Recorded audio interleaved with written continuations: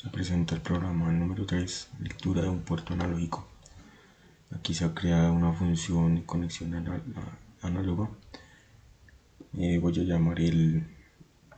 a obtener el valor del pulsador, conexión análoga, y voy a poner un motor en un botón para arrancar y mostrarme que está conectado o desconectado, y a partir de esto me activa la función análogo. Esta función contiene un bucle en el cual yo estoy leyendo el voltaje del puerto análogo 0 y lo estoy mostrando en un texto, en static test valor pot. Cuando yo oprimo el botón de desconectar, entonces me va a salir de este bucle y el programa pues no va a tener ningún error.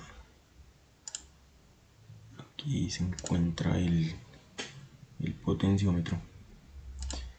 Aquí está la interfaz gráfica que se ha diseñado.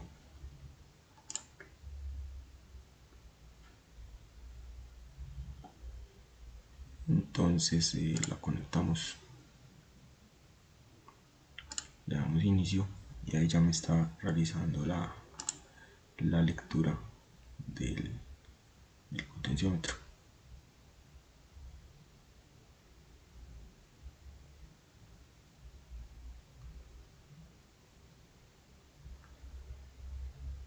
Es un potenciómetro de 5 kilómetros.